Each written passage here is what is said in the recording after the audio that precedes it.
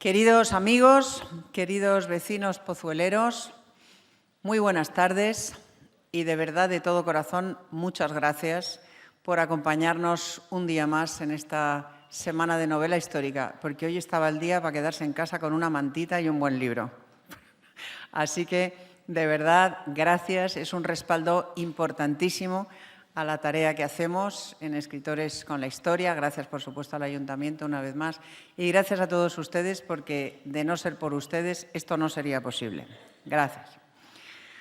Hoy tengo el inmenso placer de presentarles a un hombre extraordinario, a un gran escritor, a un gran profesor y a un gran amigo, José Soto Chica, Pepe, para los amigos. Él es granadino, bueno, no sé cómo es, santafeíno, ¿cómo se dice? Santafeíno. Nació en Santa Fe, en el que fue el Real de los Reyes Católicos para la Guerra de Granada. Fue militar, tuvo un grave accidente en Bosnia, durante una misión internacional en Bosnia. Allí perdió la vista y perdió una pierna y encontró el camino a su verdadera vocación, que era la historia. Solo un año después de ese terrible accidente se matriculó en la Universidad de Granada, estudió Historia, se especializó y hoy en día es doctor en Historia Medieval, es especialista en Historia Antigua, en Historia Griega, en Historia Persa, en fin, es un sabio directamente, es autor de una cuarentena de ensayos históricos, artículos, etcétera, y es miembro de nuestra asociación, lo cual para nosotros es un orgullo. Es miembro de Escritores con la Historia porque tiene varias novelas históricas, muy buenas todas, muy entretenidas, muy bien documentadas. Entre otras, Hasta que pueda matarte, es una de las únicas, yo se la recomiendo, la he leído, es una novela muy entretenida, muy aventurera sobre la Guerra de Granada. Tu sangre en mis manos, Egilona, reina de Hispania, El dios que habita en la espada y esta de la que viene a hablarnos hoy, Pelayo. Ustedes saben que esta semana está dedicada a las historias legendarias o leyendas históricas, que vienen a ser lo mismo. Pues si hay un personaje en nuestra historia legendario y una leyenda devenida en corazón de la historia de España, esa es la de Pelayo, la de don Pelayo. Así que, José, Pepe, te cedo la palabra. Muchas gracias por estar aquí y el teatro es tuyo. Muchas gracias. Muchas gracias.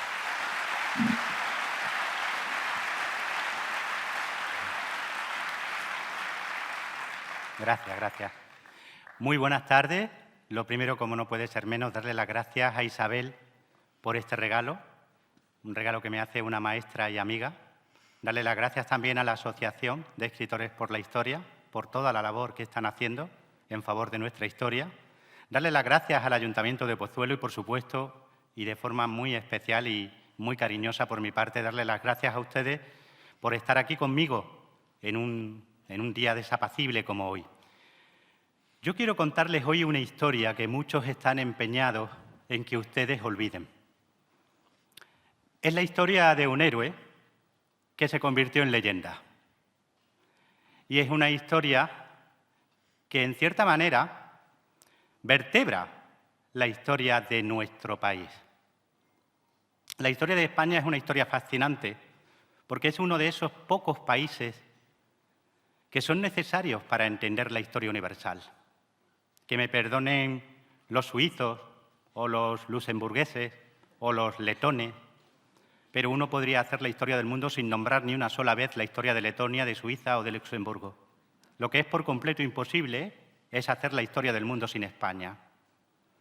¿Y por qué quieren que olvidemos a Pelayo? ¿Y por qué hay un empeño historiográfico en convertir a Pelayo en historia? ¿Acaso lo es? ¿Acaso Pelayo es una leyenda? ¿Una creación de algún cronista altomedieval? ¿Acaso no hubo jamás una batalla de Covadonga? Yo soy especialista en la Alta Edad Media y en la Antigüedad Tardía.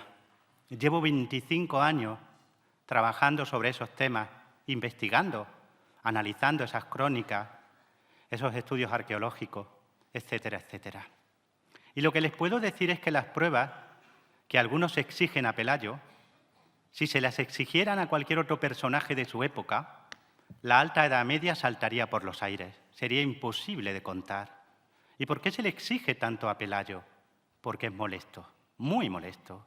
es la historia de un rebelde. Y los rebeldes, para algunos, son personajes a olvidar. Así que les invito a hacer un viaje conmigo al 711. Un viaje en el que vamos a ver el contexto de Pelayo y en el que vamos a ir poniendo sobre la mesa las pruebas historiográficas, las pruebas arqueológicas, las pruebas paleoclimatológicas, etcétera, etcétera, de la existencia del mundo de Pelayo y del mismísimo Pelayo. Vamos a empezar con un contexto. Síganme, cierren un poquito los ojos como si les llevara de viaje. Y el contexto nos lleva a un mundo muy complejo, muy dinámico, un mundo de imperio, un mundo de caos, un mundo de guerra. Y en ese mundo, un reino, el reino visigodo de Hispania. Fíjense qué bonito que si ustedes van al Cuarto Concilio de Toledo, diciembre del año 633, se encontrarán allí en el Canon 75 un auténtico contrato social, una suerte de texto preconstitucional, donde se establecía perfectamente que la monarquía era electiva, que el rey debía de regir con justicia y que si no lo hacía, podía ser destituido. ¿Por quién? Por una asamblea de nobles y obispos que actuaba, y esto es literal, escrito en buen latín, eran los representantes de los pueblos de Hispania, año 633. Ellos, como representantes de los pueblos de Hispania, eligen al rey y el rey no está por encima de la ley. Ese es el contexto del siglo VII, una monarquía electiva donde la ley rige incluso sobre el rey. Un rey que además exigía, una vez que era ungido, no coronado, sino ungido, exigía el juramento no solo de aquellos nobles y obispos, sino de todos los pueblos de Hispania. Los delegados, los emisarios del rey, iban ciudad por ciudad, aldea por aldea, pidiendo el juramento. Ese reino era un reino próspero, era un reino grande, era el reino más potente de Europa occidental. La primera enciclopedia se escribe aquí, la escribe San Isidoro de Sevilla, las etimologías en 20 libros, un compendio de derecho, de medicina, de geografía, de arquitectura, de teología, de antropología, todo el saber de los antiguos griego, romano y hebreo, sintetizado y adaptado al pensamiento del siglo VII. El amigo de San Isidoro, el rey Sisebuto, sabía predecir perfectamente, calcular perfectamente un eclipse de luna y, por supuesto, sabía que la Tierra era esférica, algo que todo el mundo sabía en esta época, pese a que a ustedes les digan que creían que la Tierra era plana. No, no era así, al menos no así en la Hispania visigoda. Era un reino donde ser godo era ya simplemente ser un servidor del rey, un seguidor del rey de los godos. Y la sinonimia entre Hispania y Regnum Gotorum era absoluta en los textos de la época. El rey Leovigildo era conocido por Gregorio de Tours o por Pablo Diácono, es decir, por historiadores de los siglos VI y VIII respectivamente, en Francia y en Italia, simplemente como rey de los hispanos. Y su hijo Recaredo aparece en esos mismos textos como rey de Hispania. Ese reino tenía una prosperidad económica, cultural y una fortaleza militar sin igual. Unos 607.000 kilómetros cuadrados, unos 6,5 millones de habitantes. Este reino era un reino donde la legitimidad, como antes les he dicho, provenía, en teoría, del pueblo. En la práctica, los grandes linajes visigodos se disputaban el trono con uñas y dientes, es decir, lo mismo que ha ocurrido siempre y que seguirá ocurriendo. Pero este reino, llega a un momento de crisis. Siglo VII, mediado, cambia el clima. Hay una crisis climática. Tuve la fortuna hace un par de años de trabajar con un grupo de investigadores de primerísimo nivel, desde una matemática finlandesa a botánicos españoles y paleoclimatólogos españoles de primerísimo nivel. Publicamos en una revista de impacto internacional del grupo Nature el estudio que demostraba que efectivamente, tal y como decían las crónicas de la época y los textos de los concilios, el tiempo, el clima, había entrado en un periodo de crisis, de estrés. En este caso estaban bajando las temperaturas, unos 2,5 grados, y eso hacía que lloviera muy poco. Empezaron a vivir un periodo de sequía como no se había conocido en la península ibérica en los últimos 5.000 años. Para una sociedad basada en la agricultura y en la ganadería, eso significaba no solo problemas económicos, significaba hambruna, significaba inestabilidad social, conflicto. Y eso es lo que ocurre en la Hispania visigoda, sobre todo, a partir del año 680. En el concilio que convoca el rey Hervigio, en noviembre de 681, la mayoría de los obispos, estamos hablando del 1 de noviembre de 681, no pudieron acudir. No pudieron acudir porque los caminos de toda Hispania estaban colmados de nieve a 1 de noviembre. El rey Hervigio pidió a la Asamblea de Nobles y Obispos que le ayudaran, y cito textualmente, a sostener un mundo que se tambalea. En ese mundo nació Pelayo. No sabemos exactamente cuándo y dónde nació Pelayo, pero tuvo que ser en torno al año 680, porque a partir de ahí sabemos algo, que fue espatario de los reyes Egica y Witiza. ¿Qué era un espatario? No era un guardia de corts, no. Los espatarios, esto es una institución que surge como casi todo lo que había en el mundo visigodo, en el mundo occidental, en esta época, en Oriente. Bizancio es el gran factor de civilización, es el espejo donde todo el mundo se mira en esta época, ya sea en Italia, ya sea en Francia, ya sea en Hispania, ¿no? Todo el mundo mira a Constantinopla. Un espatario es un noble que pertenece a la élite, muy joven, que es enviado a la corte para hacer funciones de guardia, sí, pero en un estado mayor. Se les forma, se les educa para ser los futuros condes, los futuros duques, los futuros dirigentes del reino.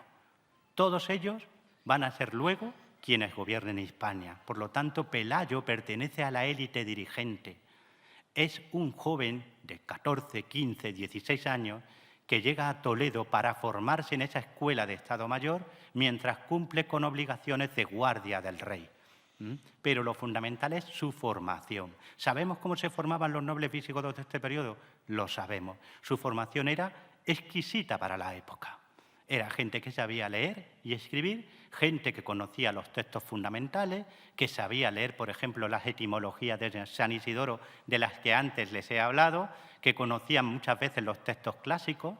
Por ejemplo, tenemos un texto del siglo IX donde nos enumeran perfectamente las maravillas del mundo antiguo, donde se conserva el saber de los antiguos. Y esto lo sabemos por las listas de libros que citan, por ejemplo, San Isidoro, Tajón de Zaragoza, etcétera, etcétera. Las listas de libros que nos citan de sus bibliotecas nos hablan de que Hispania, en el siglo VII, se conservaba por completo, casi por completo, el saber de los antiguos.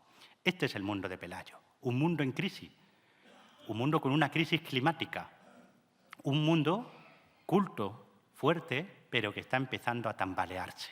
Por eso que les he comentado antes, se están socavando sus bases económicas. ¿Qué más sabemos de Pelayo? Sabemos que su linaje es real. Las crónicas asturianas, escritas en torno al año 881, concuerdan en buena medida. Tenemos dos grupos, la albeldense y la de Alfonso III con sus dos versiones, Rotense y a Sebastián, ¿verdad? Pues concuerdan con que es de linaje real, básicamente. Procedería de Teodofredo, que suscribe efectivamente las actas de un concilio. Recuerden que los concilios no son simplemente reuniones para hablar de teología, no. Estamos hablando de una asamblea de nobles y obispos en la que se tratan cuestiones que son muy diversas, desde cuestiones religiosas a cuestiones puramente, hoy diríamos, políticas, administrativas. Pues ese Teodofredo suscribe un acta de un concilio. Y sus hijos les van a sonar mucho. Rodrigo y Fabila.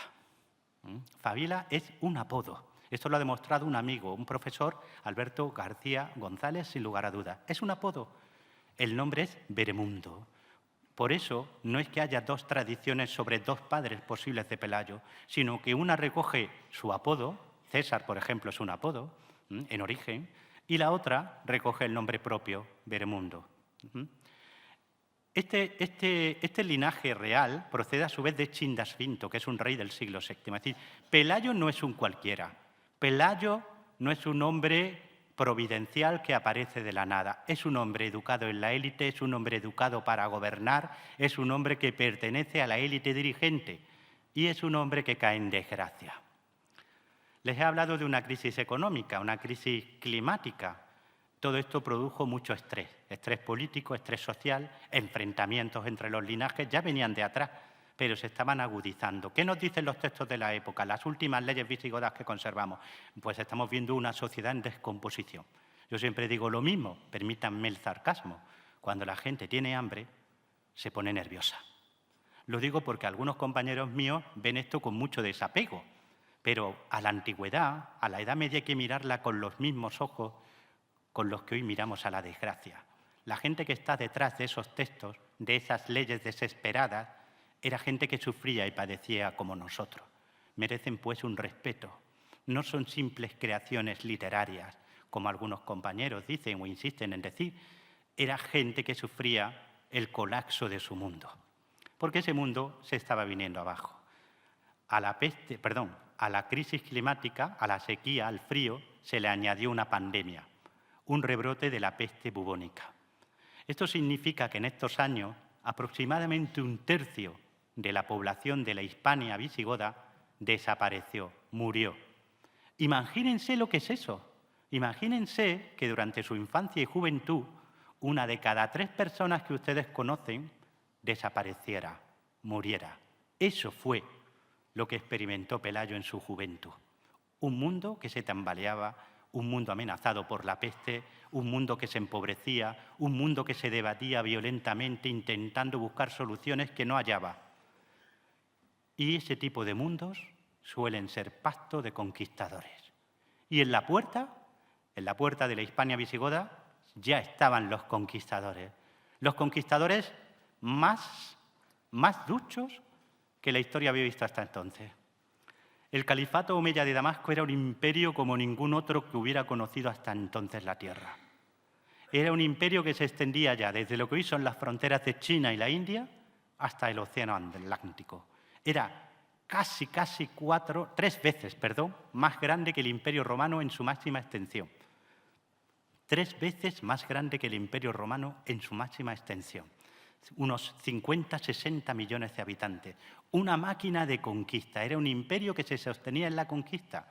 Era ante todo la conquista significaba botín, lo que sostenía este imperio. Por lo tanto, era un imperio que no se detenía, que necesitaba seguir avanzando, seguir conquistando. Y en 698, cuando nuestro Pelayo probablemente era un jovencísimo espatario en Toledo, la puerta se abre porque cae Cartago. Cartago es la capital del África romana, del África bizantina. Es conquistada y a partir de ahí los ejércitos árabes se nos plantan en el estrecho de Gibraltar. Año 709, caída de Tánger. Año 710, el conde Julián, el famosísimo conde Julián, con casi toda probabilidad el último estratego bizantino del tema sectenciano, o sea, del tema de Ceuta, decide rendirse, decide pactar, decide someterse y él tiene la llave de la puerta. Ceuta y Algeciras, Secten y Mesopotaminois. Esas eran las 2 ciudades que abrían el estrecho y las 2 quedan en manos de un personaje que va a ser también un personaje importante en la vida de Pelayo, Tarif ibn Ziyad, medio persa, medio bereber, es uno de los hombres de Musa ibn Nusayr, Balí, gobernador de Ifriqiya, de África. África no era en aquel momento muy distinta de Hispania. La mayor parte de la población eran afaricas, así lo llamaban los árabes. ¿Qué es una afarica? Un africano latino. Hablaban una lengua idéntica prácticamente a la nuestra, es decir, una lengua romance derivada del latín ya en este momento. Eran cristianos y tenían una cultura muy semejante porque es una cultura tardorromana, exactamente la misma que regía en Hispania. Muchos de los que van a venir con Tarik y con Musa son africanos romanos. ¿Por qué les digo esto? Porque hay que entender quién conquistó Hispania, porque a menudo esos conquistadores eran muy difíciles de distinguir de la gente que ya estaba aquí. Otras veces eran muy diferentes, luego lo vamos a ver. Bueno, 710, un imperio inmenso, un imperio que sabe conquistar, un imperio que ha derrotado a los mejores ejércitos del mundo, al ejército bizantino, al ejército sasánida, que está peleando contra el ejército de la China de los Tang en Asia Central. No son aventureros, no son un grupo de desarrapados, no son gente que un buen día decide cruzar el estrecho, son conquistadores, son un ejército profesional. Es un ejército que lleva combatiendo en África 50 años. Esto es muy importante que lo tengan en cuenta.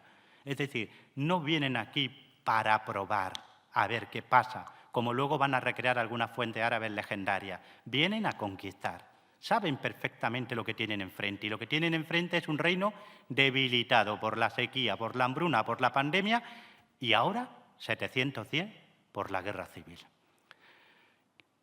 ¿Qué ha pasado mientras que los árabes están conquistando el norte de África? Que ha muerto Égica, el rey, le sucede su hijo Witiza, es un chaval, no se le puede llamar de otra manera, puede que tuviera en aquel momento 16, 17, a lo sumo 18 años, cuando se queda solo.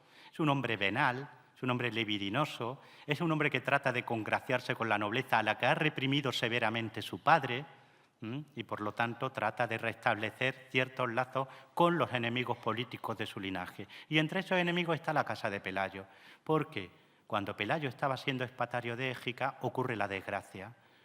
Ocurre la desgracia. Su abuelo es acusado de traición, es cegado, condenado a la ceguera, y su padre es matado a palos por el joven príncipe, por el joven Witiza. Es matado a palos. Y él pierde, por supuesto, su condición de expatario. No sabemos dónde estuvo Pelayo en estos años de caída en desgracia de su linaje. Puede que estuviera en Asturias, yo no lo descarto. ¿Saben por qué? Tenemos un documento, vamos con las pruebas, para cuando les digan que Pelayo no existe.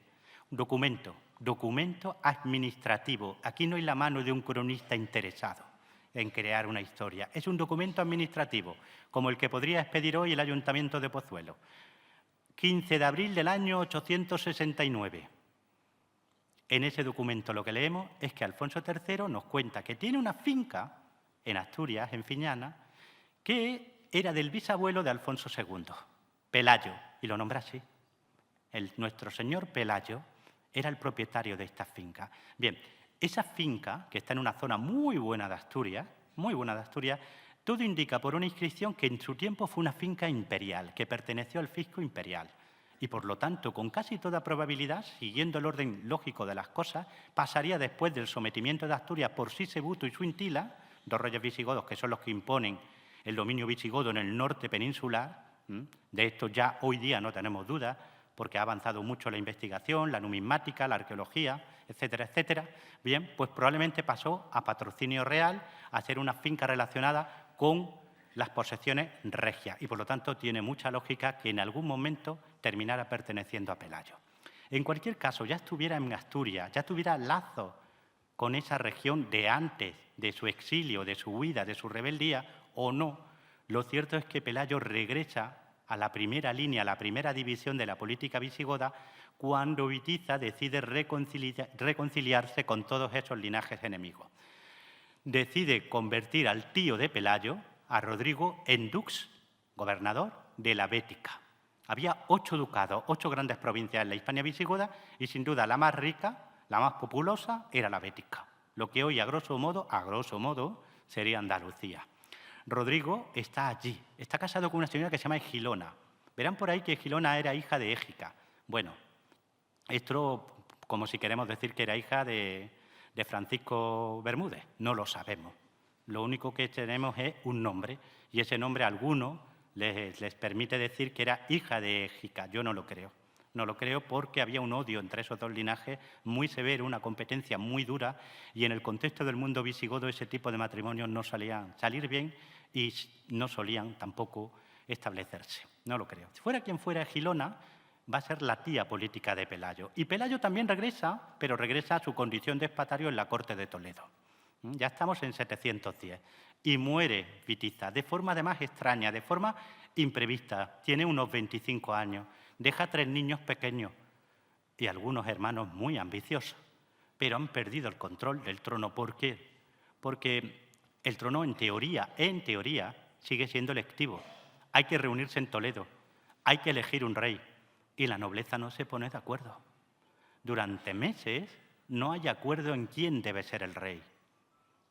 No se reúnen, no se unge a un nuevo rey. Y es en este contexto de indecisión cuando los musulmanes ya están en Ceuta. Y es en este contexto de indecisión cuando Rodrigo, el tío de Pelayo, da un golpe de Estado. Esto nos lo deja clarísimo la crónica mozárabe de 754, que es el único texto contemporáneo que nos hace una relación de los hechos continua, clara y, sobre todo, bien fundamentada. Estamos hablando de un testigo visual, un testigo bien informado de los hechos, que probablemente era un adolescente o un joven cuando todo esto ocurrió. Escribe en 754 y nos dice que Rodrigo toma el control del trono de manera ilegal, de manera violenta. Es coronado rey en junio-julio de 710, pero no tiene, por supuesto, el control de todo el reino porque no ha sido ungido, porque no ha sido elegido legalmente y hay muchos que desconocen su autoridad. Los hermanos de Witiza y, sobre todo, un señor llamado Agilas II,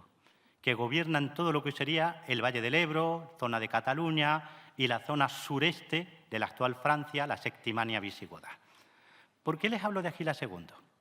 Porque los detractores de Pelayo, llamémoslo así, dicen Pelayo no existe o no fue relevante o no tuvo ninguna importancia porque la crónica mozárabe no lo cita. ¿Vale? Tampoco cita a Agilas II y tenemos sus monedas acuñadas. Tampoco cita a Ardón y sabemos perfectamente que fue rey en Septimania de los godos. Tampoco citan otros muchos hechos fundamentales del periodo de Pelayo porque el cronista está en Córdoba, porque el cronista tiene también una visión que está dirigida hacia el Mediterráneo y no hacia el norte. Y porque Pelayo fue importante, fue crucial, pero no fue el único centro de resistencia, como vamos a ver. Hubo muchos centros de resistencia. Lo extraordinario de Pelayo no fue que se alzara. Muchos se alzaron contra los árabes. Lo extraordinario de Pelayo fue que triunfara. Eso es lo verdaderamente relevante, que fue capaz de triunfar y de establecer un reino. Pero ¿sobre qué triunfa Pelayo? Pelayo triunfa sobre una máquina de conquista como no había visto el mundo hasta entonces. Mientras que los godos se están matando entre sí, mientras se disputan el trono, mientras Rodrigo marcha contra los seguidores de Agilas II y lleva un ejército a Pamplona para pelear contra esos seguidores, en este caso vascones, de Agilas II, se producen una serie de incursiones de tanteo en el estrecho. Y esas incursiones mandan un mensaje a la máquina conquistadora, con sede en Damasco y con delegación en Kairouan, hoy Túnez, la zona de Túnez. Ese mensaje es: este reino está maduro para la conquista. Reina el hambre, reina el caos, reina la división, reina el enfrentamiento. Y entonces Musa ibn Nusayr, el gobernador de Ifriquilla, da la orden a su delegado en la zona de Tánger para que pase con un ejército. Ya no es una incursión de saqueo, ya es un ejército. Primero 7.000 hombres. 7.000 hombres que desembarcan en Gibraltar, Algeciras. 7.000 hombres que comprueban que efectivamente hay riqueza disponible, se pueden hacer cautivos, se pueden tomar botines y el reino está desgarrado por la guerra civil. Es fácil batir a las tropas que envía el duque de la Bética. Aquello pinta bien. Rodrigo recibe toda esta información en el norte. No sabemos dónde estaba Pelayo cuando todo esto ocurría, pero si seguía siendo espatario teniendo en cuenta que su tío ya era rey, yo apostaría como historiador, como conocedor del periodo, que tuvo que estar en la comitiva armada de don Rodrigo y que tuvo que acompañarlo en esta peripecia que ahora les voy a contar. Rodrigo recibe toda esa información cuando está en Pamplona y decide cruzarse la península de arriba abajo para enfrentarse a los invasores. 1.000 kilómetros. 1.000 kilómetros con un ejército. Un ejército que se va engrosando. Conforme avanza va recibiendo contingente y cuando llega a lo que hoy es Andalucía, la leva es general, porque las leyes militares visigodas exigían que todos aquellos que estuvieran a 150 millas de un territorio que hubiera sido invadido o golpeado por el enemigo, tenían que presentar al menos un diezmo de hombres armados para ponerse a disposición del rey. Es decir, era un ejército grande. Yo lo he evaluado en unos 25.000 hombres aproximadamente. En Córdoba se produce la gran reunión y avanzan hacia el sur, no hacia Guadalete. La batalla se libró, y esto lo deja claro el cronista del 754, en los montes transductinos, los montes de Transducta, que es como se llamaba también a Algeciras, en la zona de la Janda. Fue un desastre absoluto. Mientras que Rodrigo marchaba de norte a sur con su ejército, un ejército fuerte, un ejército potente, estamos hablando de 8.000 caballeros magníficamente armados y de unos 16.000 infantes muy deplorablemente armados, todo se ha dicho, la infantería era bastante mala en este periodo del mundo visigodo, la caballería era magnífica, pues mientras que ellos atravesaban Hispania, los árabes han recibido refuerzo. Desde Túnez, Musa ha enviado con la flota 5.000 hombres de refuerzo. De manera que aquel día, aquel 26 de julio del año 711, con sus líneas muy bien formadas, con las montañas detrás para que la caballería goda no pudiera flanquearlo, con una infantería árabe de primera línea. No se imaginen a los árabes con turbantes, cimitarras y caballería. No, no, no, no. En este periodo era una infantería de línea, infantería que formaba en 3 líneas, infantería pesada, escudo con escudo, largas lanzas de morera hacia el frente, infantería que se iba dando el relevo línea tras línea, apoyada por arqueros que llevaban unos arcos de 2 metros de longitud, muy parecidos a los arcos largos ingleses, y esta infantería era infantería veterana, son los mucatiles árabes y los escaramuciadores bereberes. Y lo que tiene enfrente es el ejército de Rodrigo, que los dobla en número, sí, pero que tiene algo muy hispánico dentro. Traición. Traición de la buena. Los hermanos de Bitiza, con los que se ha reconciliado Rodrigo, están al mando de las alas. Y en esto coinciden todas las fuentes, ya sea la contemporánea, ya sean las fuentes árabes, ya sean las fuentes cristianas posteriores. Aquel día la decisión no la tuvieron las espadas ni las lanzas en última instancia, sino la traición. Porque cuando se carga, cuando Rodrigo acepta la batalla, que ya fue un error táctico de por sí, cuando se lanza la carga contra esas líneas de infantería árabes muy bien montadas, en el momento decisivo, en el momento del choque de esas 2 grandes masas de hombres armados, las 2 alas, dirigidas por Opas y Sisberto, por los hermanos de Bitiza, lo dejan tirado, dan la vuelta y salen del campo. Es el principio de la matanza. ¿Estuvo allí Pelayo? Como antes les he dicho, no lo sabemos. Es harto probable, muy probable, como sobrino de Rodrigo y como espatario, que estuviera. Si estuvo allí, lo que sus ojos contemplaron fue el horror más absoluto. Las alas de los musulmanes se fueron doblando, era infantería, todo infantería, no había ni un solo jinete entre ellos, dice Al-Hakam, citando a un autor árabe todavía anterior, de comienzos del siglo IX. Rodearon a la masa de caballería de Rodrigo, la fueron envolviendo, la fueron empujando hacia las marismas, hacia los barrizales que tenían en retaguardia. La matanza fue tan absoluta, tan horrible, que todavía, casi 2 siglos más tarde, un cronista árabe nos dice que todavía se veían osamentas humanas en el lugar de la batalla. Los supervivientes, que los hubo, tuvieron que huir a toda prisa. Era un triunfo impresionante. Fíjense si los árabes lo tuvieron por impresionante, que tan solo unos años más tarde, 741, si no me falla la memoria, el califa decide hacerse un palacio de recreo, un palacio de caza, en lo que hoy son la zona muy cercana de la frontera de Jordania-Siria, en el desierto.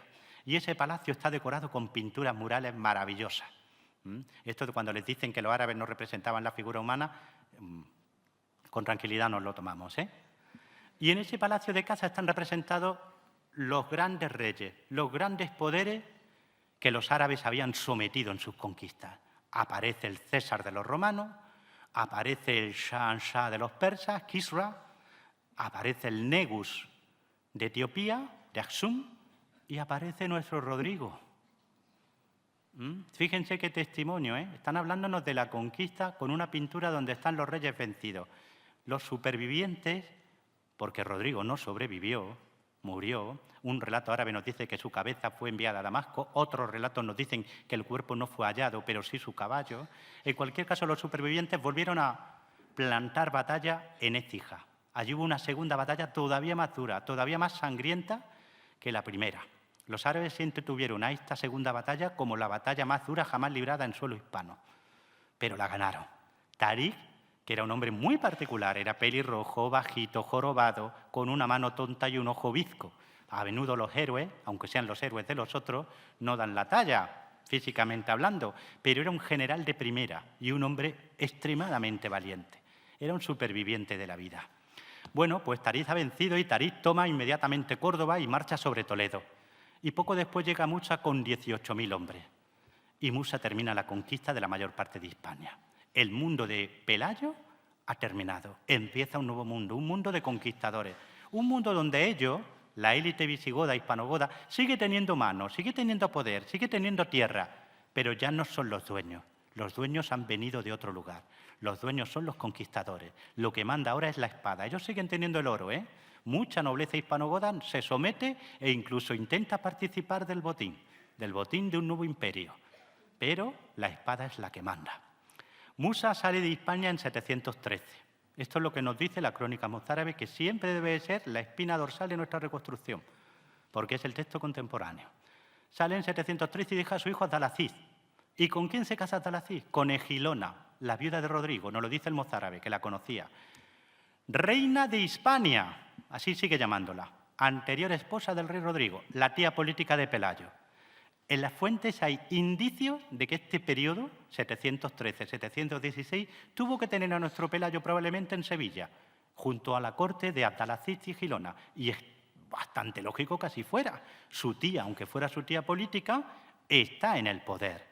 Esto lo dejan muy claro también la fuente árabe y la mozárabe. Egilona no es una mujer de adorno, es una mujer que tiene un papel político relevante, tan relevante que en cierta manera condiciona al de su esposo, Adalaziz, al punto que cuando Musa cae en desgracia, Adalaziz empieza probablemente a tantear la posibilidad de constituirse en un poder independiente del califato de Damasco. Y en todas esas intrigas palaciegas, necesariamente, y hay indicios de ello, tuvo que estar nuestro Pelayo, porque eso es lo que marcaba el mundo visigodo de la época, porque ese era el papel de cualquier joven ambicioso, como podría ser Pelayo en 714-715. ¿Qué nos dicen también algunos documentos muy antiguos?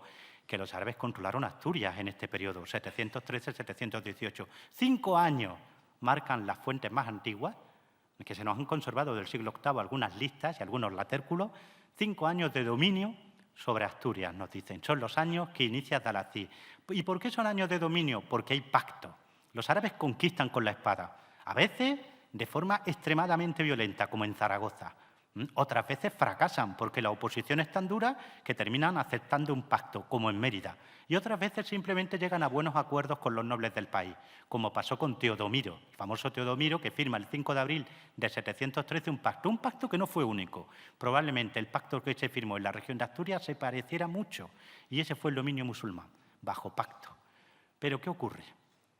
Que la tía política de Pelayo, Egilona, cae. Y cae porque su esposo es asesinado. Y cae porque el partido que ellos representaban, que era un partido de acuerdo, que era un partido de intentar integrar a la nueva élite con la antigua élite, pierde el control. Y quienes vienen ahora no quieren acuerdo. Quienes vienen ahora no solo vienen a culminar una conquista, sino a establecer una administración, una fiscalidad, un gobierno que no tiene ya nada que ver con lo que había aquí, que tiene un objetivo claro: sacar recursos, extraer recursos y enviarlos a Oriente, porque Damasco está en pugna, y en pugna mortal, con Constantinopla. Se necesita dinero, y hay que exprimir a los contribuyentes. Y los contribuyentes son sometidos, son dimíes, son los cristianos de esta lejanísima provincia del imperio. Y es en ese contexto cuando se produce la sublevación de Pelayo.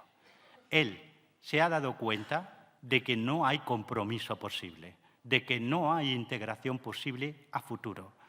Y además, como hombre bien informado, como hombre culto, como hombre que sabe lo que es una guerra, que conoce el mundo porque se ha formado en el Palacio de Toledo como espatario, porque ha leído, porque conoce política, porque ha estado junto a su tío Rodrigo, junto a su tía política Egilona, sabe que la oportunidad es única, que hay una ventana de oportunidad única.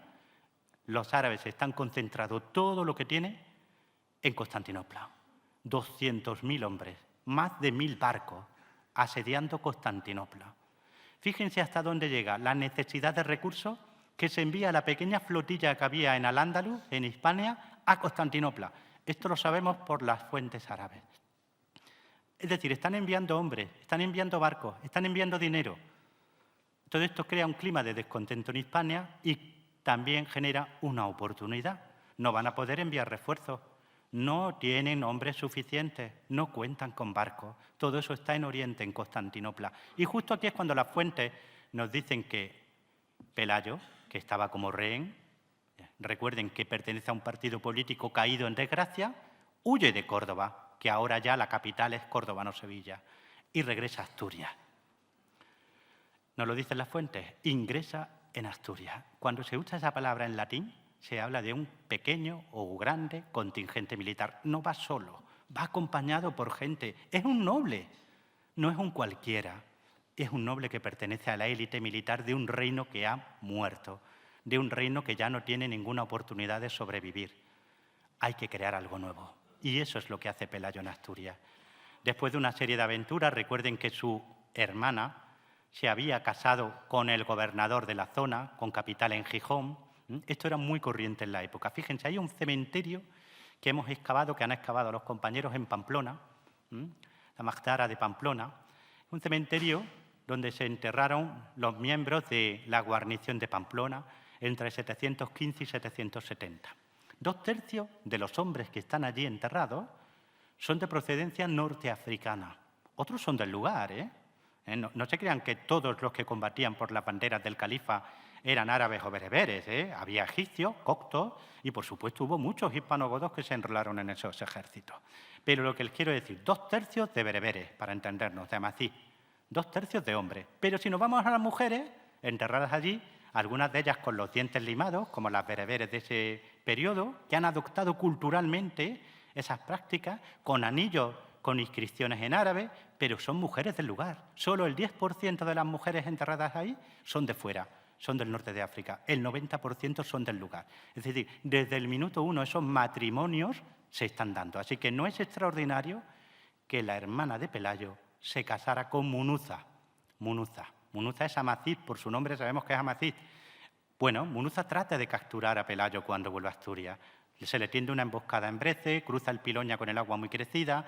Esto es una anécdota que da sentido y da realidad a la crónica de 881, porque cuando se cuentan este tipo de anécdotas, y esto lo sabe cualquiera que haya leído crónicas medievales, este tipo de crónicas, de anécdotas aparentemente anodinas, lanzarse a un río a caballo y cruzarlo cuando viene crecido, estamos hablando finales de agosto, comienzos de septiembre del año 718. Todo esto da verosimilitud al relato porque no es necesario. Y, sin embargo, es un hecho que en su momento sí fue importante para la gente, porque demostraba valor. Por eso queda congelado, entre comillas, en el recuerdo y termina pasando a la crónica. En cualquier caso, y esto es lo fundamental, después de ese acto de rebeldía, es elegido príncipe por las gentes del lugar. Príncipe. Bueno, es que no es rey. Si van a cualquier texto visigodo del siglo VII, por ejemplo, la historia de Wamba, y se usa más veces príncipe para significar al rey que la palabra rex, rey. Se van al texto legal por antonomasia del periodo, el Liber Judiciorum, y se usa más veces príncipe para hablar del rey que la palabra rex. A Pelayo lo han elegido rey. Y lo han elegido rey porque ese es el contexto ideológico, político, la tradición cultural de su mundo. ¿Recuerdan el canon 75 del Cuarto Concilio de Toledo de 633? Al rey se le elige. Al rey se le elige. Y Pelayo es elegido por la gente del lugar, tanto refugiados como naturales. Y este hombre se ha alzado en armas. No es el único que lo está haciendo. Sabemos que Huesca estaba resistiendo desde 713, lo haría hasta 720. Sabemos que Teodomiro libró muchas batallas contra los árabes, nos dice la crónica mozárabe de 754, antes de firmar el pacto de Tukmir de 5 de abril de 713. De hecho, se convirtió en una suerte de rey independiente. Hace poquito ha aparecido, ahora 4 años, ha aparecido un edificio que tiene toda la pinta de ser el Palacio Real de Teodomiro. Y ahí aparece el monograma como si él fuera rey, Había muchos núcleos de resistencia, todos perecerían, pero no el de Pelayo. El de Pelayo va a sobrevivir. Y ahora vamos a ver qué ocurrió con Pelayo. Vamos a dar un salto. Covadonga no existe, es una batalla inventada. Pelayo, era un evasor fiscal. Esto se lleva repitiendo de manera continua desde los años 60 porque a algún iluminado se le ocurrió ponerlo en un texto escolar y todo el mundo lo repite, pero nadie sabe de dónde sale esa aseveración. No hay fuente, documento ni ningún tipo de indicio que nos permita pensar que la sublevación de Pelayo fue por motivos fiscales. ¿Que esos motivos estaban en el aire? Por supuesto, los árabes estaban apretándole las clavijas a todo el mundo porque necesitaban dinero. Pero con casi toda probabilidad lo que tenemos es a un hombre acorralado, a un hombre perteneciente a la élite, a un hombre que sabe que ya no hay espacio para él y que no renuncia a algo. Y ese algo se llama libertad y, sobre todo, se llama yo quiero decidir, yo quiero tener en mis manos el poder, por escaso que sea en esta región apartada y montañosa, pero estoy harto de que me digan lo que tengo que hacer. En cualquier caso, el 27 de octubre del año 718, probablemente la fecha exacta de la batalla de Covadonga, en Cangas de Onís, primero, y posteriormente en las cercanías de la cueva, aquí divergimos mi amigo Yello Balbás y yo, Yo, con el concurso de un buen amigo, Francisco Aguado, estuvimos estudiando el campo de batalla posible y creemos que la batalla se inició en Cangas de Onís, aunque se rematara con una emboscada cerca de la cueva famosa, ¿verdad? Yello Balbás, probablemente con mejores razones, la coloca un poquito más arriba en el cordal que lleva allí, pero fuera donde fuera la batalla, hubo una batalla. Y no fue una escaramuza, fue una batalla importante. ¿Y por qué les digo esto? Pelayo va a reinar 18 años, 9 meses y 19 días. Esto está tomado del epitafio de Pelayo. Esto lo demostró perfectamente un gran maestro, García Moreno. Eso está tomado del epitafio de Pelayo. 18 años, 9 meses, 19 días. ¿Vale? Hay que tener en cuenta esa fecha. Y hay que tener en cuenta otra cosa. Pelayo muere probablemente en mayo, según esa fecha, mayo-junio del año 737. ¿Saben ustedes lo que estaba haciendo su hijo, Fafila, el 27 de octubre de 737? Consagrar una iglesia en Cangas de Onís, una iglesia levantada sobre un antiguo dolmen. Conservamos la inscripción. En determinado momento unos salvajes volaron la iglesia por los aires. Si ustedes visitan hoy ese lugar, verán una iglesia reconstruida. Pero tenemos las fotografías de la iglesia original y la inscripción original. ¿De acuerdo? 27 de octubre, Fafila, hijo de Pelayo, está consagrando una iglesia y está exaltando el triunfo de la Santa Cruz. ¿Recuerdan cuando les decía que la Hispania visigoda tiene un contexto y ese contexto es el contexto mediterráneo, el contexto bizantino? Eso mismo y con idénticas palabras es lo que está haciendo León el Isaurio en Constantinopla. Ha vencido también a los árabes en 718. Las inscripciones, los lemas con que celebra esas victorias son exactamente los mismos. El triunfo de la Santa Cruz. Esa inscripción y esa iglesia están conmemorando una victoria. Y esa iglesia empezó a ser construida evidentemente por Pelayo, y todo indica que hay un guiño constantiniano por la inscripción, un guiño en el que Pelayo se está comparando con un nuevo Constantino, con un Constantino que ha vencido a los paganos, a los infieles. Esto es lo que está celebrando la Iglesia, que consagra a su hijo apenas unos meses después de su muerte. Pelayo no existió, Covadonga no existió, no tuvo importancia, pero se está celebrando el triunfo de la cruz, se está construyendo una iglesia, la está construyendo el hijo de Pelayo. Para no existir, pues ya tiene hijos creciditos que dedican iglesia. No solo hijos creciditos, tiene bisnietos. Alfonso II anota en su testamento, año 812, anota perfectamente a Pelayo como vencedor, que ha triunfado sobre los árabes. Y como le he dicho, tenemos el documento de 15 de abril de 869, donde se certifica que efectivamente Pelayo era bisabuelo de Alfonso II, que tenía propiedades en Asturias, que era señor. Le da exactamente el mismo título que le da Alfonso II y que se da a sí mismo. Lo está reconociendo como rey en ese documento. Pelayo no existe. Bueno, pues hay unos pocos documentos. ¿Y la arqueología? La arqueología nos dice primero que el contexto donde Pelayo se alza es un contexto ideal para alzarse. Cangas es un lugar ideal, es un cruce de caminos. De hecho, es una suerte, podríamos decir, de ciudad de camino, un vicus viarium que controla una serie de rutas fundamentales. Es un lugar que había estado muy ligado al poder ya en el siglo VII. Es un entorno donde aparecen lugares relativamente ricos para lo que es el espacio asturiano de habitación. Y también nos dicen más cosas. Nos dicen que Gijón, Gigia, el asiento del gobernador musulmán contra el que se alza primeramente Pelayo, sufre efectivamente cierta devastación, un incendio, justo, qué casualidad. Cuando las fuentes nos indican, fuentes musulmanas también, luego vamos a hablar de ellas. No solo estamos hablando de 3 crónicas cristianas, no, estamos hablando de fuentes como la Faj Mahmúa, que es escrito en el siglo XI, pero recogiendo testimonios del siglo X, Ibn Hayyan, etcétera, etcétera, ¿vale? Es decir, no estamos hablando solo de las fuentes cristianas. Y las fuentes musulmanas, curiosamente, dicen exactamente lo mismo. Rey, rebelde, la misma fecha. Hay acuerdo unánime en las fuentes sobre Pelayo como rey, como rebelde, como vencedor. Bueno, ¿qué más nos dice la arqueología? Han aparecido unos sitios maravillosos en toda la cordillera cantábrica. Unas clisuras, unas fortificaciones en los pasos de montaña. En la Mesa, en el Homón de Faro, esto es en la Cariza, en el Cotero de en medio, son siempre muros con fosos levantados. La cronología, qué curioso. Justo Pelayo, primera mitad del siglo VIII. Y están pensados para enfrentar a un enemigo que viene de la meseta. Y no pueden haber sido hechos por señores locales, porque están pensados para cerrar perfectamente la cordillera cantábrica, desde Galicia a Cantábrica. No solo eso, más aún, vamos a las fuentes musulmanas. Al-Macarí, que escribe muy tarde, pero que nos cita las fuentes que él estaba usando y que nosotros hemos perdido. Por ejemplo, Ibn Hayyam, que escribe en el siglo X. Fíjense lo que nos relata sobre una campaña en 722, dirigida por el valí Ambasa, por el gobernador Ambasa. Nos dice que Pelayo había bajado de la peña y se había hecho con el control de buena parte de Galiquilla, todo del noroeste, no solo Galicia, todo el noroeste, que el valí lanza contra una campaña que lo obliga a retirarse hacia las montañas. Y nos dice aquí, les cito literalmente si se van al texto árabe, Pelayo se había hecho fuerte en las montañas, donde había construido fortificaciones en los pasos. Esto no es Covadonga. Covadonga no tiene una fortificación en un paso de montaña.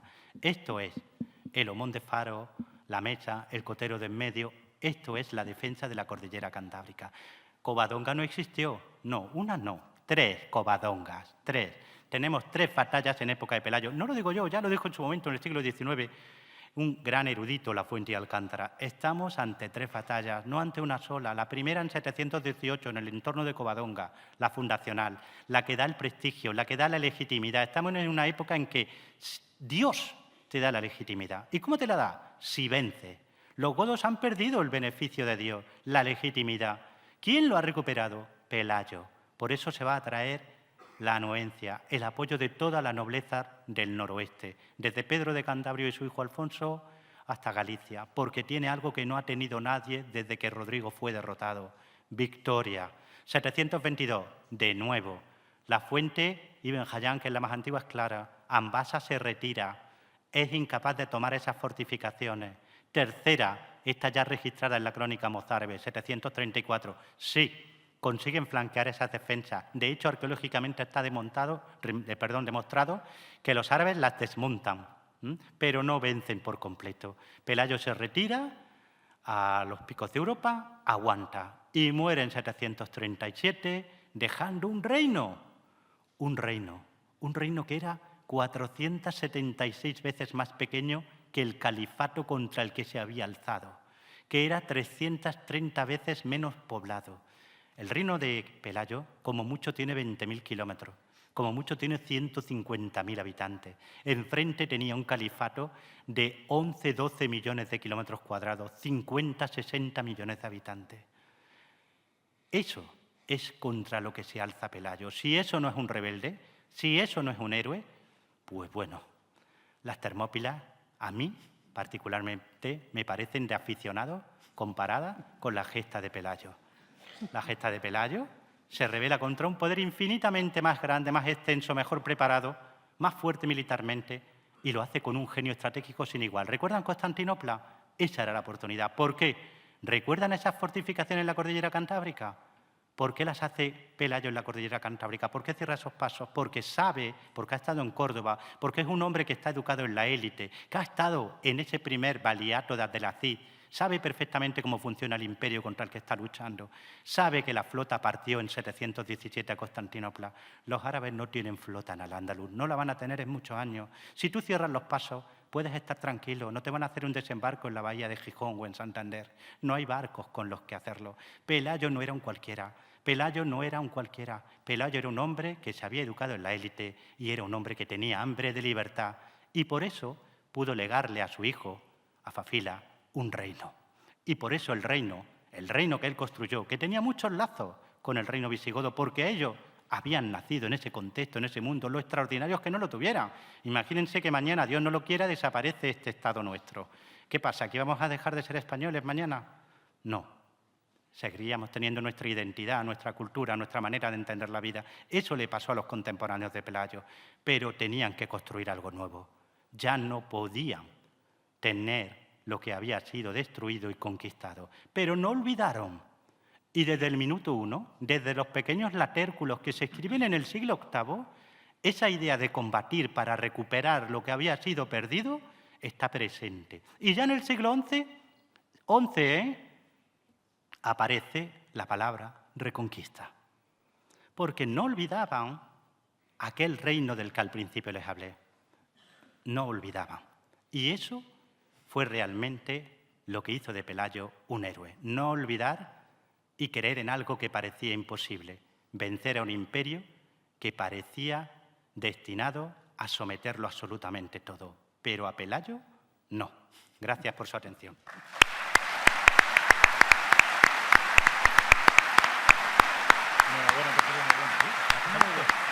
Ha grabado 50 minutos y 17 segundos. Gracias. Gracias. ¿Ha estado bien, Isabel? Hombre, todo, vamos, mejor que bien. Mira, escucha. Escucha. Gracias. Muchas gracias. Gracias.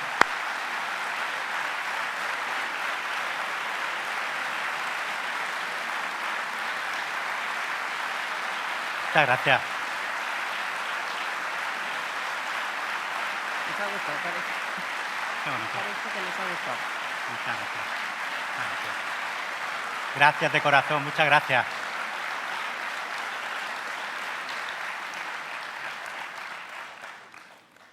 Yo les había dicho que les iba a gustar y les ha gustado.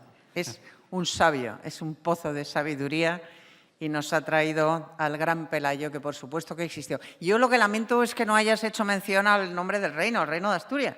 Sí, el reino de Asturias, que el reino es de que Asturias. aquí lo queremos mucho, yo por lo menos lo quiero mucho. Claro que sí. Al reino de Asturias. Claro que sí, gran tierra, Gran tierra. es la madre de nuestro país. Exacto, ahí, ahí. Eso dicen, eso es dice el himno a la Santina. El himno a la Santina, que tiene por cuna ay, ¿cómo es? Bueno, me acordaré. Mientras lo pienso, alguna pregunta, seguro que tienen ustedes para Pepe. Bendita la tierra. ¿No hay preguntas? Sí, Pues, sí. ¿sí? Por Ah, aquí, es que por no veo. aquí. Pregunta. No levantéis la mano que yo no doy la vez, ¿eh? Sí, ahora. Por aquí. Ahí. No, hay un micro, debe haber un micrófono por Perdona. algún sitio. ¿Se me sí, oye? ahí sí. Es Sí, que, por es que me supuesto. dan los focos y no le veo, pero sí, usted pregunta. Vale. No, yo quería saber cuánta gente iba con Pelayo y cuántos eran los árabes que lucharon en contra. ¿Perdón? ¿Cómo? ¿Cuánta gente iba con Pelayo y Sí. cuántos eran los árabes? Podemos especular, ¿vale? A menudo, ahora les hablo como historiador, a menudo en estos momentos, antigüedad tardía, alta edad media, el historiador tiene que hacer una labor de reconstrucción a partir simplemente de indicios, de datos paralelos. ¿Sabemos cuántos hombres tenía Pelayo en 718? No lo sabemos, ¿de acuerdo? Ninguna fuente lo dice. Se nos habla de 300 hombres, pero 300 es un número cuasi mágico. Los 300 de Gedeón, los 300 de las Termópilas, los 300 que estaban con el duque Claudio, según Juan de Víclaro, en la famosísima batalla de Carcasona en el año 589. Por lo tanto, es un número que podría ser más un número evocador que un número real, ¿vale?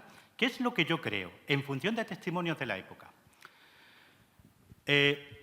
La batalla de Pelayo, primer punto, no fue una escaramuza, lo niego. ¿Y por qué lo niego? Por los resultados.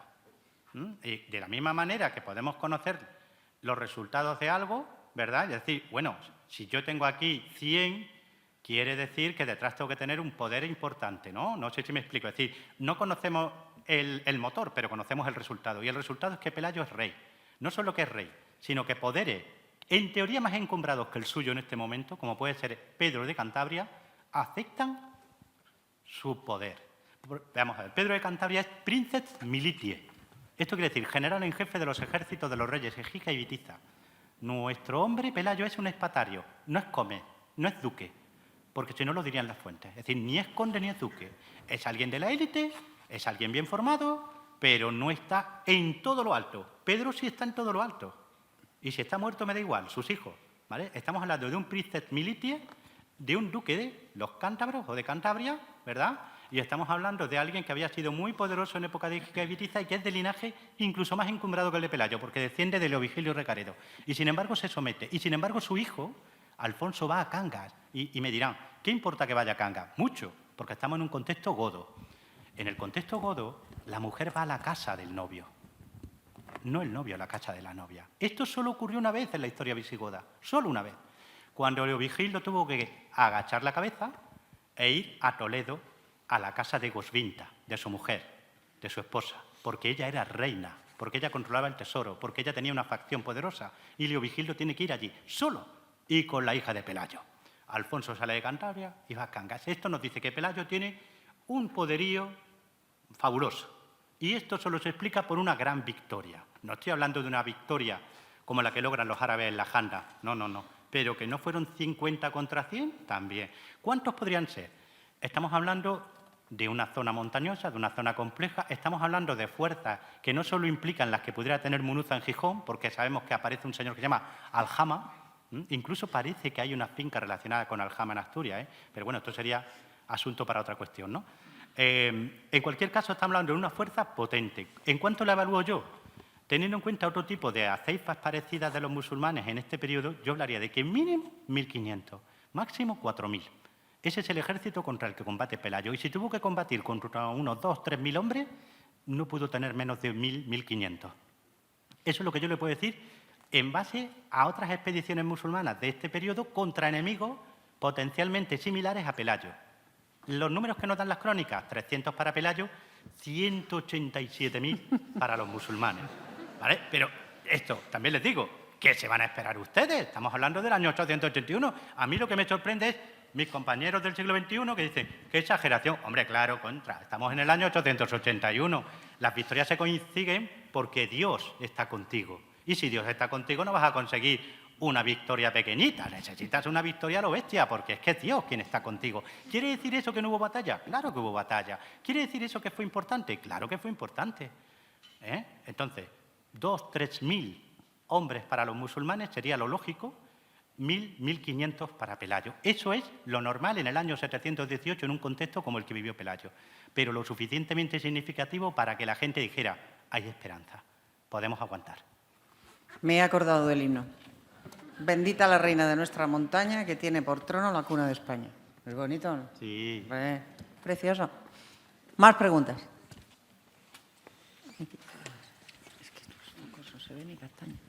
Hola, José. Muchas gracias. Me ha gustado mucho tu ponencia. Gracias. He tenido el placer de tomarme un café contigo para que sepas quién soy ya. Gracias, Óscar. Un placer. Has nombrado que ha habido alguna rebelión más. Probablemente en la crónica mozárabe, no sé si se la nombrará. Aparte de Tuzmir, Teodomiro también se dice que sí que se rebeló antes de pactar. ¿Hay alguna rebelión más aparte de la de Teodomiro y Pelayo? Y otra pregunta. ¿Qué interés hay, por ejemplo, en no querer reconocer la batalla de Covadonga? Por ejemplo, con el libro de... Yo creo que conocemos mucho, José Luis Corral, Covadonga, la batalla que no fue. Y pues nada, muchas gracias. Pues nada, gracias a ti, hombre. Muchas gracias. Vamos a empezar. ¿Había otras rebeliones en marcha cuando Pelayo se alza? Sí, había centros de resistencia muy potentes. Sí, Hispania no estaba por completo sometida, ¿no? Casi que me parezco a Asterix y Obelix, ¿no? Al comienzo, ¿no? Pues no. No era una sola aldea allí perdida, sino que había núcleos de resistencia potentes. Fíjense, se los voy a ir enumerando, ¿eh? La conquista no fue tan fácil como a veces se nos dice, ¿eh? No fue para nada tan fácil. Lo que pasa es que tenemos un reino muy centralizado, un reino muy bien estructurado, y cuando los grandes ejércitos en 711 son vencidos en la Janda y en Écija, pues evidentemente se produce un desconcierto. Y como estaba una cuestión que a veces se olvida, que es que si tú querías ser rey, tenías que ir a Toledo, a la iglesia de los santos apóstoles, a ser ungido y a ser elegido por una asamblea de nobles obispos. Cuando los árabes toman Toledo, que la toman de inmediato porque saben perfectamente a qué se están enfrentando, si se dan cuenta lo que hace Tariq es, Écija lanza una columna hacia Córdoba y él se va derechito a por el tesoro y a por Toledo. ¿Por qué si ocupas Toledo no se puede elegir legalmente a un rey? No se puede ungir legalmente a un rey. Si controlas Toledo, acabas con la resistencia organizada, la descabezas. Por eso lo hacen tan rápido, ¿eh? Se la están jugando, pero lo hacen así de rápido. Núcleo de resistencia. Mérida al principio aguanta hasta junio de 712. Sevilla ofrece una resistencia durísima. Teodomiro al principio se defiende bastante bien. Sabemos por la mozárabe que logró varias victorias, termina pactando, ¿vale? Pero su núcleo es independiente de facto hasta 744. Él va a Damasco a que el califa le certifique que es un señor independiente, aunque reconoce vasallaje al califa y paga tributo. De hecho, le lega su reino, entre comillas, a su yerno, a Atanagildo, al cual luego lo exprimieron bastante bien, hasta dejarlo seco. Y otro núcleo de resistencia, Huesca. Huesca es extraordinaria. Huesca aguanta ella solita de 713 a 720. En 720 el Valí la tiene que ocupar Manu Militari después de una durísima resistencia. Otro núcleo, la zona norte de lo que hoy sería Gerona y la Septimania. Ahí aguanta Ardón, último rey de los godos, hasta el año 719-720. Dependiendo de la crónica que leas, te da finales de septiembre de 719 o primavera de 720. Y ya tendríamos a Cantabria con Pedro y con sus hijos y a Pelayo en Asturias. Estos dos núcleos terminan uniéndose probablemente en 719 bajo un solo mando, que es el de Pelayo, constituyendo el reino que en un principio, fijaros, era en singular, Asturias. Y pasa a ser Asturias precisamente cuando se unifica por completo el territorio que resiste, las Asturias de Santillana. Por eso se hablaba de eso en aquella época. ¿Y la segunda pregunta? Y la segunda pregunta, sí, Covadonga. No, que por qué hay tanto interés en negar que existiera Pelayo y en negar que existiera la batalla de Covadonga. ¿Por qué hay tanto interés hoy? Vale, yo llevo luchando con esto desde hace mucho tiempo. Y, por supuesto, me habrán colgado ya el San Benito de... Veis que en este país no eres nadie si no eres fascista, eso por otro lado, ¿no? Facha todo. Pero bueno, también me han colgado el del otro, porque yo es que no sé dónde... En fin, la historia de España tiene una particularidad. Y es que nos encanta arrojárnosla a la cabeza. Esto es algo relativamente reciente. Les voy a contar un experimento que hice hace un par de años con un grupo de personas que me estaban escuchando. Previamente había imprimido yo una hoja de un texto escolar, de unos 10, 11 años del colegio, ¿vale? No les dije la época, ni por supuesto les di ningún tipo de información. Simplemente estaba el texto, una hoja de un libro escolar de historia. Contaba la historia de los Reyes Católicos. Cuando le pregunté a la gente que me dijera de qué época era, todos dijeron que la época de Franco. Ya empezamos mal, porque qué malo tendría que habláramos de los Reyes Católicos hoy día. Bueno, ¿saben de qué año era el texto? Era del año 33. 1933. La República. A partir de ahí, ya saben ustedes la historia de nuestro país. Tenemos a Franco, la Guerra Civil, ¿verdad? Luego la restauración de la monarquía, la transición, etcétera, etcétera. Y aparece algo que a mí me fascina. Esto lo discutía yo el otro día, hace una semana, con un concejal de un pueblo andaluz, del PSOE. Aparece una cosa que yo llamo la izquierda tonta. Me van a matar por esto, pero es que lo pienso así. ¿Y por qué digo esto? Hablaba con este señor que también es historiador. Digo, hombre, entre Azaña y el Cid, no os quejéis que los jóvenes escojan el Cid, porque me estaba diciendo que estaba muy preocupado porque la juventud española tiene como modelo pues gente como el Cid, como Pelayo, como don Álvaro de Bazán, como don Juan de Austria. Si les das a elegir entre Largo Caballero y don Álvaro de Bazán, ¿entiendes? Es que lo curioso, lo esperpéntico, lo extraordinario es que la mitad de nuestro país ha decidido ya no renunciar a su historia, sino tratar de asesinarla. De manera que cualquier cosa que suene bien debe de ser denigrada, debe de ser olvidada o debe de ser condenada. ¿Y qué pasa con Covadonga? Esto antes solo pasaba con la leyenda negra o en determinadas épocas de nuestra historia. Lo curioso, lo preocupante para mí, es que esto se está trasladando a atrás. Hace 25 años a nadie se le ocurría escribir sobre eso. Ahora sí. Y si seguimos a este paso, Numancia, Viriato y todo lo demás, porque hay una necesidad casi patológica de acabar con nuestro pasado. ¿Y por qué? Porque el pasado construye el futuro. Porque una nación sin identidad es una nación que tú puedes amoldar a lo que tú quieras. Eso es el poder de la historia. A mí me dijo en cierto momento un profesor de historia al que yo quiero mucho, cuando yo estaba estudiando la carrera, que la historia es la más afilada de las espadas y hay gente que quiere tenerla para ellos solos. Y también les digo una cosa, ya solo como historiador. Cuando tú tienes que construir una hipótesis mucho más complicada, mucho más alambicada que lo que te cuentan las crónicas, tu trabajo como historiador está empezando a ser deplorable. Porque cuando tu construcción choca de plano con la realidad del siglo IX, en que se escriben esas crónicas, el problema lo tienes tú. Yo siempre digo lo mismo. Prefiero la ideología, sí, propaganda política, todo lo que ustedes quieran, de un cronista del año 881 que la propaganda política de un señor del siglo XXI. Muy bien dicho. Mi labor como historiador es la otra. Muy bien.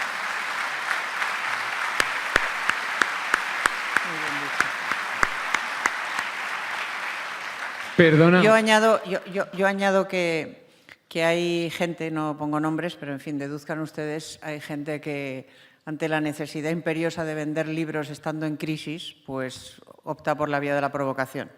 Y ya está. Sí, también sí, es hecho. También. Pero bueno, ya les he dicho aquí muchas veces, los que llevan años acompañándonos, que uno de los propósitos de estas jornadas es contar la historia de España, hablar de la historia de España sin avergonzarse de ella, porque tenemos muchísimas más luces que sombras. Así que aquí van a oír hablar de historia sin grandes panegíricos, pero desde luego sin avergonzarnos. Aquí nadie se avergüenza de la historia de España, estamos todos muy orgullosos. ¿Más preguntas? Sí, mira, tenemos Perdón. uno aquí arriba. No veo. Sí, vale. Muchas gracias por compartir su conocimiento con nosotros.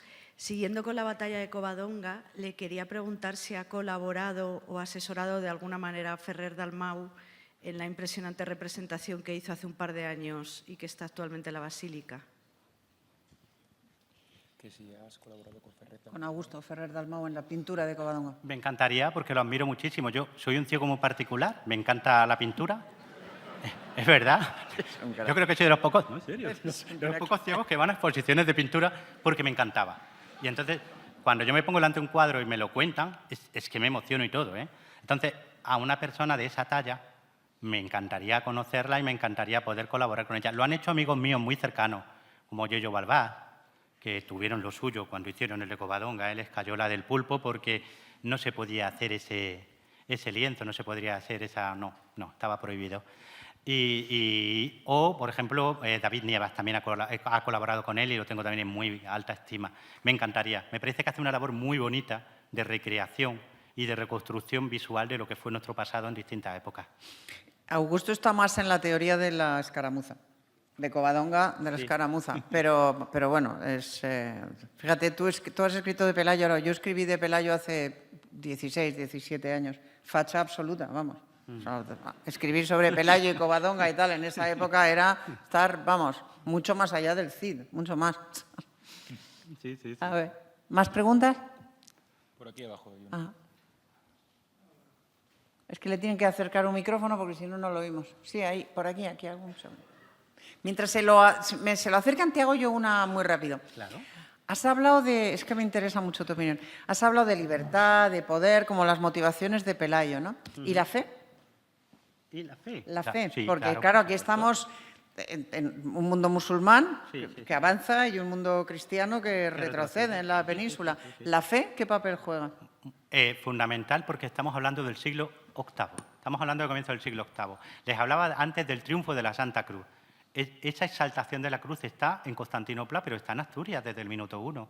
La primera iglesia que sepamos que se edifica en ese nuevo reino, fundado por Pelayo, es la iglesia de la Santa Cruz, del triunfo de la Santa Cruz en Cangas de Onís. Estamos hablando de un mundo regido por Dios, donde tanto los que han invadido el reino visigodo como los que tratan de no ser sometidos invocan a Dios. Entonces la religión es fundamental. También son, vamos a decir, estamos hablando de fe muy diferente a la que luego van a ser, ¿eh? Es decir, el Islam del siglo VIII no es el Islam del siglo XII, ¿eh? Y el cristianismo del siglo VIII no es el del siglo XII. Probablemente el cristianismo de Pelayo estaba mucho más cerca de lo que entonces estaba vigente en Constantinopla, que era la iconoclastia, que de lo que vendría después, ¿eh? Y esto lo ha demostrado muy bien mi amigo Francisco Aguado, ¿no? Pero, evidentemente, la fe es el motor de la resistencia, porque yo he visto una guerra en un país muy particular, Yugoslavia, donde se suponía que durante mucho tiempo todo el mundo era ateo. ¿Saben lo primero que sacó todo el mundo cuando comenzó la guerra? Los croatas sus cruces, los serbios las suyas, los musulmanes sus coranes. Porque cuando tú estás combatiendo, cuando suena un morterazo, cuando te pasa una bala por encima, ¡ay, Madre de Dios! ¿Cómo te acuerdas de Madre de Dios y de todos los santos, los arcángeles y vamos? Por eso cuando en las fuentes antiguas dicen, se apareció Santiago, ¿y por qué no?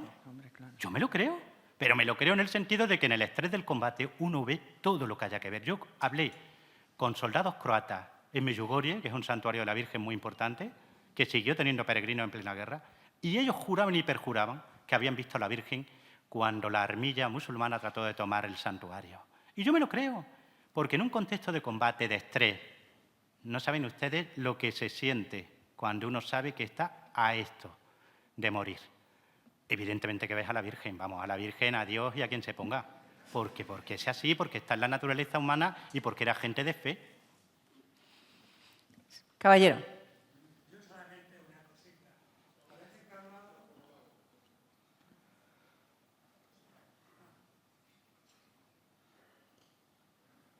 No, parece que he hablado antes de que los árabes en la infantería parece ser que atacaban en 3 columnas.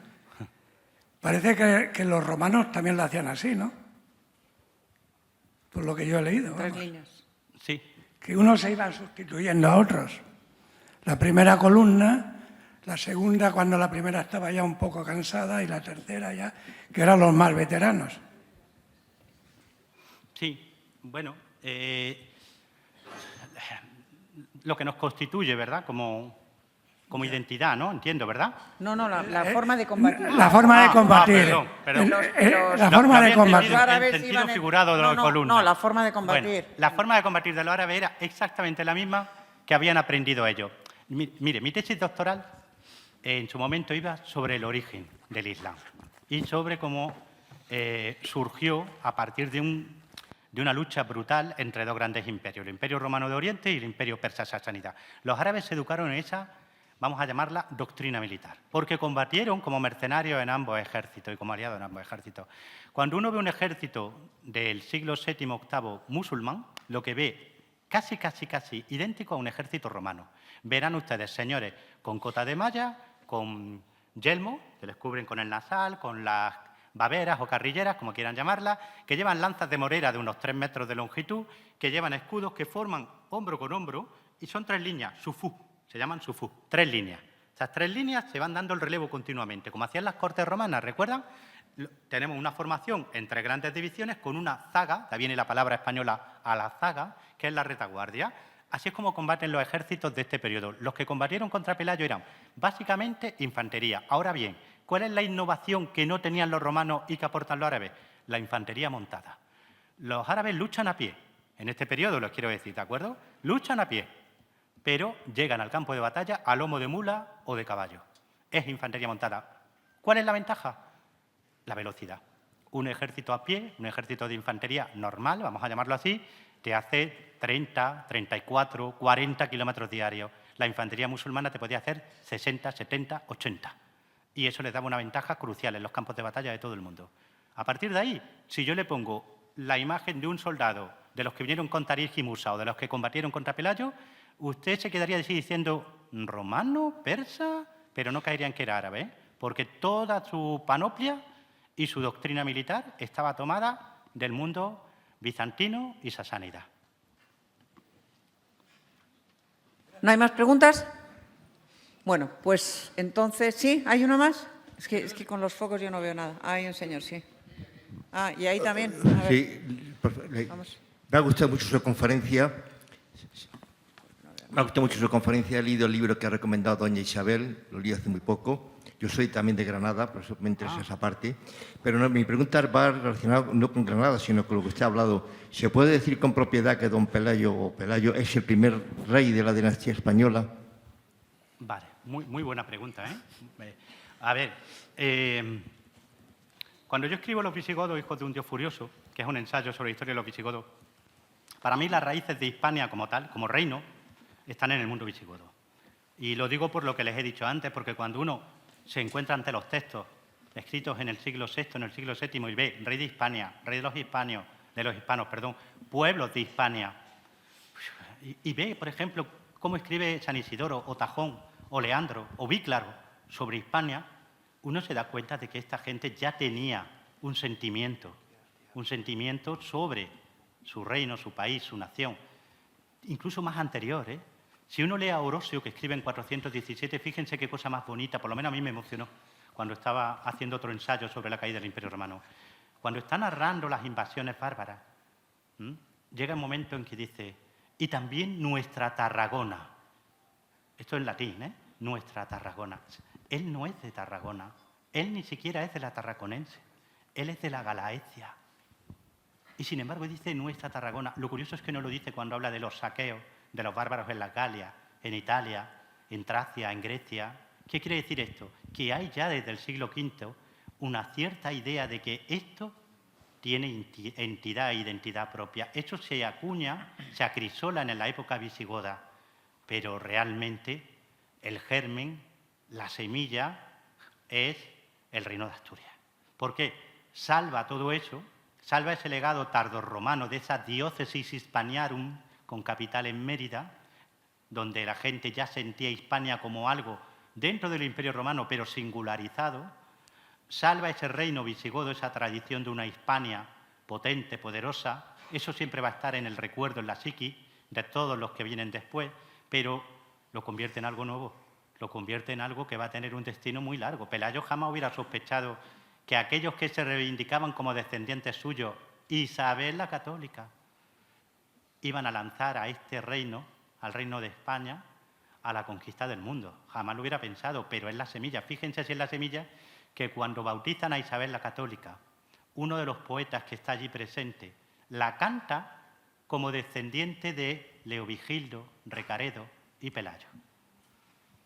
Es decir, esto nunca lo olvidaron. Uno puede creer que eso sea verdad o no. Probablemente no lo sea si uno va directamente al linaje, ¿no? Pero es que no importa. Lo que importa es la idea. Y sí tenían muy claro que había una continuidad entre Isabel la Católica y Pelayo hasta Leovigildo y Recaredo.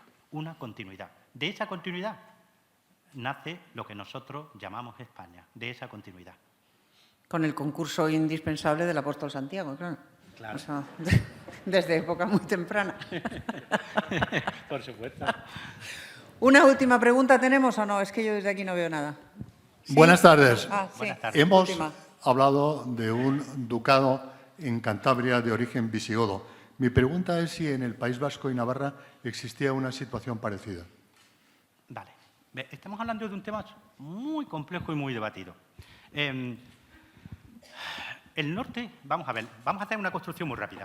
Quien realmente crea el reino de Hispania es Leovigildo, porque es el que unifica realmente el territorio en buena medida. Hasta ese momento había un reino suevo y había una serie de entidades, vamos a llamarlas indígenas, que son señores hispanos-romanos que no están dispuestos tampoco a someterse a los bárbaros, a los godos, a los suevos o quien pase por allí. Y tienes pues a Córdoba, y tienes a los aunonenses, y tienes a los erejenses, y tienes a los runcones, y tienes a los astures. Esto no quiere decir que fueran los mismos de antes, quiere decir que son corónimos, es decir, que son la gente de ese lugar que no acepta el dominio de estos bárbaros, ¿de acuerdo? ¿Qué pasa con los vascones? ¿Qué sabemos de los vascones? Sabemos que estaban en la zona del Pirineo navarro, ¿vale? No son los mismos vascones que los de la época de Catón el Censor, siglo II a.C., ¿vale?